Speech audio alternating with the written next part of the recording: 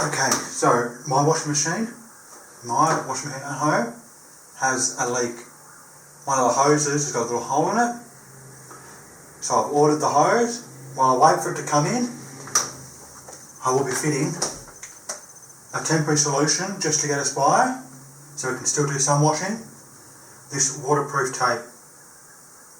It will wrap around the hose that we need to replace, allow us some time for the hose to come in, so I can still do some washing and not have a lot of water leak everywhere. It may still leak some water, but this will alleviate most of the water leaking from the hose. So, first thing I'm going to do, turn it off at the power point, turn off the taps all the way off, make sure they're tight, off, completely off, because I'm going to undo these hoses. So I can tip the machine forward and get underneath it, get access to where the hose is easier. So, maybe some water come out of these pipes, these hoses, but that's alright.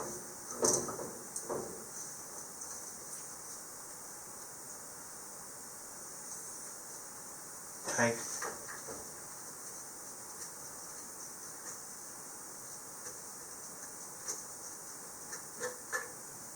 that one off.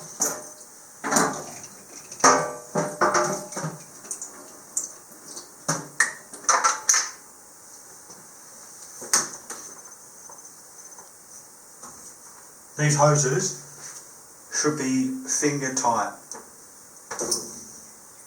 So firm, finger tight, not using a spanner, pliers or whatever to tighten them up. You can strip the plastic nut here, and without knowing you may cause a little crack and it can leak.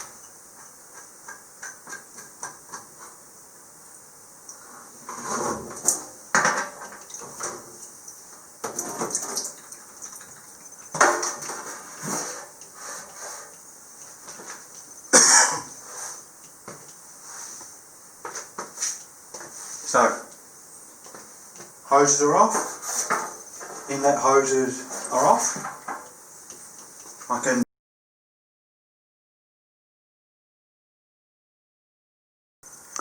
So with the washing machine lying on its front, I have easier access to underneath it, to back underneath, where I need to get to the hose to apply some of the waterproofing tape around it. Now, this is not a job that should be tackled by just anyone. If you are not confident doing this, or if you have any hesitation, best to call an expert to come out, have a look at your washing machine and find out where it is leaking from. Because there are a few hoses on there that could be leaking, and it's good to get a professional to go through each hose and make sure there isn't multiple leaks on a few different hoses. So with this tape, and it's a tight, confined space where that hose is, I only want to work with I'll just cut just more than what I need. So I've got enough to wrap around the hose, cut off some if I need to, but I'm not working with the whole big roll, harder to get around that hose in that tight spot.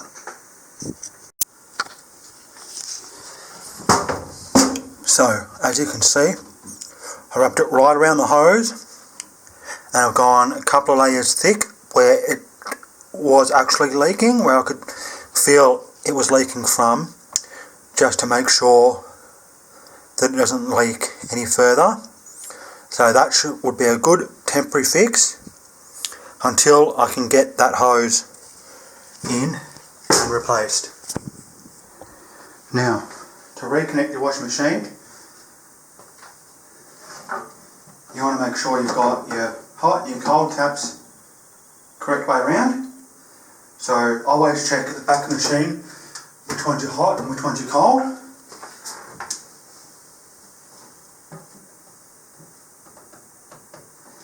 So we have cold is this one. So this side will go to this tap. So we just follow the cold line, and as you can see, there's already some thread seal tape on these taps, this thread. So that should be enough to seal it back up again.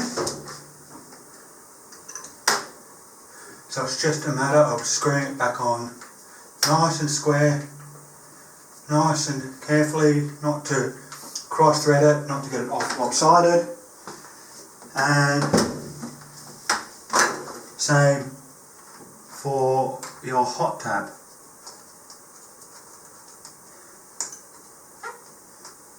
Now, since you've been working around water and a lot of slippery part, your hand might be a bit slippery, I like to have a cloth ready where you can dry your hands so you can get better purchase on these, or even use the cloth to get a better grip and tighten it up fairly firm. But again, hand tight, so don't overdo it, strip anything, cause anything to crack. And there. And then lastly, I like to do my power. In, on, done. Now, for a double check for me that I've screwed these in correctly, turn it on slightly, and it will pressurise that hose. Now, no leaks, feel around it, no leaks. Turn it on, all the way. I like to go about 3/4 of the way on. So, to determine that, I go on all the way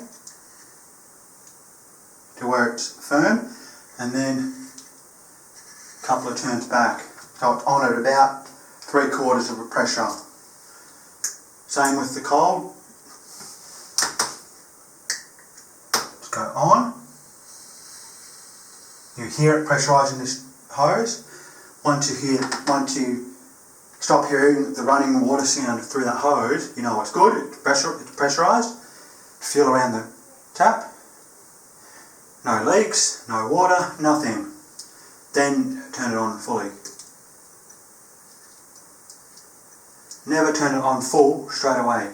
Always go on enough so the water can go through, and then put it on fully. So you don't have a full gush of water, because if this hose pops off, you've got full pressure water, and it's going to take you longer to turn it off. If you just turn it on, you've only got maybe a quarter turn back off.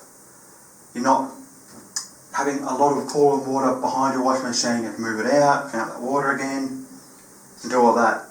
So, I've disconnected, firstly, turned off the power, turned off the taps, both taps, make sure they're firm off, disconnected pipes, and then got to work on the machine. So I know the power's off, taps are off, no water's going to come. If I do pull machine out too far and I kink these too much and break it here, no water's going to go rushing, they're off. I put them in the sink, which is right next to it, or you can put them in a bucket. So any drips of water in a bucket, you're not getting pools of water on the floor. And I temporarily stopped the leak until I can get the part in, which can be anywhere up to 6 weeks. So for 6 weeks, I've got a temporary fix, which will do the job, but for peace of mind, I do want the part replaced. So when that comes in, I'll go through replacing that part. But again, if you're unsure, not comfortable doing the work, or not confident doing the work, get someone in to do it. They will be able to diagnose the leak, find where it's coming from, whether it's able to be fixed, whether it should be fixed, or if it's too old, whether it's better just to buy a whole new machine and be done with the leak, because it could possibly happen again. If it happens again and again and again, good just to get a new machine.